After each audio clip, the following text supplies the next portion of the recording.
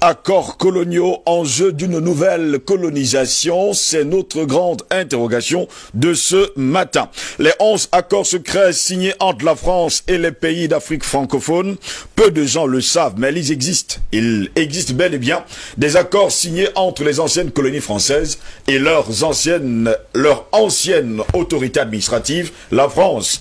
Ces accords concernent de nombreux domaines tels que le militaire, le politique, mais surtout des accords économiques. La première, il faut le préciser, le premier pour moi, la dette coloniale pour remboursement des bénéfices de la colonisation. Ça, c'est en un. On parle bien sûr, les États nouvellement indépendants doivent rembourser le coût des infrastructures construites par la France pendant la colonisation. Voici le premier accord. Deuxième accord, la confiscation automatique des réserves financières nationales. Les pays africains doivent déposer leurs réserves financières auprès de la Banque de France. Ainsi, la France garde, entre guillemets, les réserves financières de 14 pays africains depuis 1961. Le Bénin, le Burkina Faso, la Guinée-Bissau, la Côte d'Ivoire, le Mali, le Niger, le Sénégal, le Togo, le Cameroun, la République centrafricaine, le Tchad, le Congo-Brazzaville, la Guinée équatoriale et le Gabon. Ainsi, la gouvernance des politiques monétaires reste asynchrone et incomplète du fait qu'elles sont pilotées directement par le gouvernement français sans aucun lien avec les autorités financières des pays tels que la CEMAC ou encore la CEDEAO. Ainsi, du fait des conditions qui lient les banques des zones économiques et financières, elles sont obligées de garder 65% de leurs réserves de change dans un compte d'opération tenu par le Trésor français, ainsi que 20% supplémentaires afin de couvrir les risques financiers. De plus, les banques des zones CFA imposent une limite de crédit à chaque pays membre équivalent à 20% des recettes d'État de l'année N-1, bien que la BEAC ou encore la BCEAO ont des possibilités de retrait supérieures auprès du Trésor français. Ces retraits doivent faire l'objet de l'accord du Trésor français. Sans cet accord, eh bien, ils ne peuvent pas renflouer leur caisse. Messieurs, la décision finale revient donc au Trésor français qui a lui-même investi les réserves des pays africains sur la place boursière parisienne. En d'autres mots, 80% des réserves financières africaines sont déposées sur un compte d'opération contrôlé par l'administration française. Les deux banques de la zone CFA sont africaines de par leur nom, mais ne décident aucune des politiques monétaires par elles-mêmes.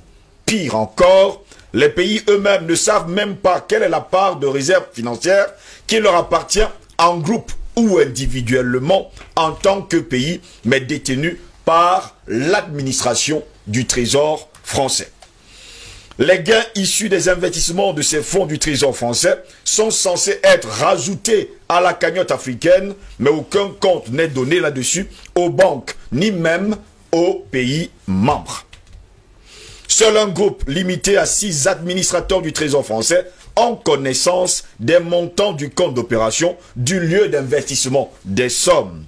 Les banques centrales africaines n'ont pas accès à ces informations, déclarait d'ailleurs il y a plusieurs années le docteur Gary K. Bush.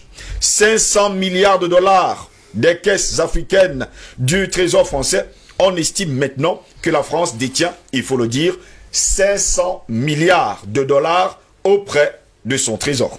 Elle est donc prête à tout afin de combattre toute personne qui cherchera à faire la lumière sur le côté obscur de ce vieil empire. Les pays africains ne disposent pas d'accès à cet argent. La France, on va le préciser également, leur permet d'accéder à seulement 15% de l'argent chaque année. Si elles ont besoin de plus que cela, ils doivent emprunter de l'argent supplémentaire à partir de leur propre 65% du Trésor français à des taux commerciaux. En fait, vous prêtez votre propre argent. Vous détenez de l'argent, mais vous le prêtez à vous-même. Allez savoir comment ça se passe. De plus, la France impose un plafond sur le montant de l'argent que les pays peuvent emprunter dans leurs réserves. Le plafond est fixé à 20% de leurs recettes publiques de l'année précédente. Eh bien, si les pays africains ont besoin d'emprunter plus de 20% de leur propre argent, la France dispose d'un droit de veto. La grande interrogation, c'est pourquoi? Numéro 3. Le droit de premier refus sur toute ressource brute ou naturelle découverte dans le pays. Eh bien, la France a le premier droit d'achat des ressources naturelles de la terre de ses ex-colonies. Ce n'est qu'après que la France ait dit « je ne suis pas intéressé » que les pays africains sont autorisés à chercher d'autres partenaires. Allez savoir. 4. Priorité aux intérêts et aux entreprises françaises dans les marchés publics et appels d'offres publics. Eh bien, dans l'attribution des marchés publics, les entreprises françaises ont la priorité sur l'attribution, même si les pays africains peuvent obtenir un meilleur rapport qualité-prix ailleurs. En conséquence, dans la plupart des ex-colonies françaises, tous les leviers économiques des pays sont entre les mains des expatriés français. Je vous prends un cas. En Côte d'Ivoire, par exemple, les entreprises françaises possèdent et contrôlent tous les grands services publics. Eau, électricité, téléphonie mobile, transport, port et les grandes banques. C'est la même chose dans le commerce, la construction et l'agriculture. 5. Droit exclusif de fournir des équipements militaires et de former des officiers militaires des colonies.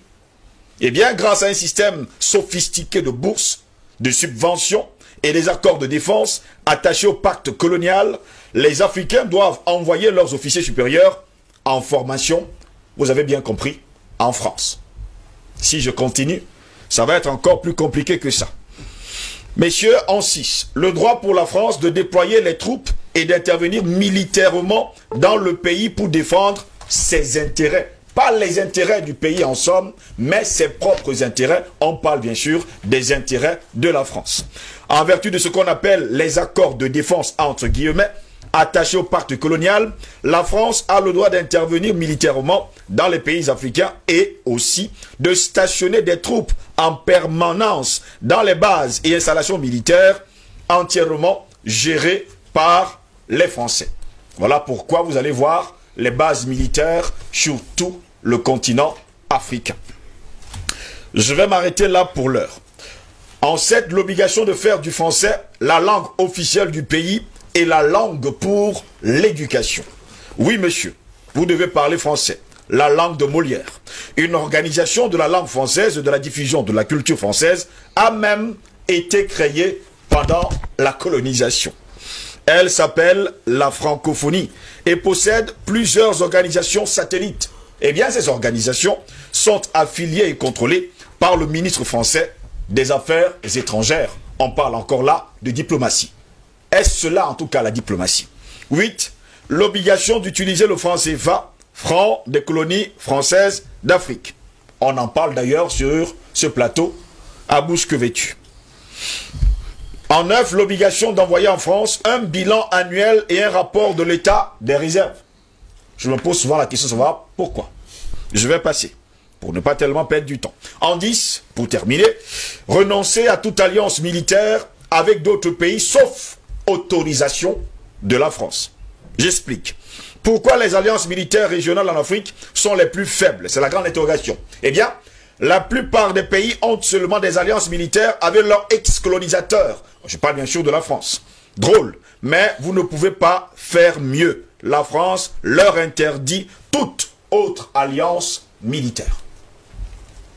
11. L'obligation de s'allier avec la France en cas de guerre ou de crise mondiale.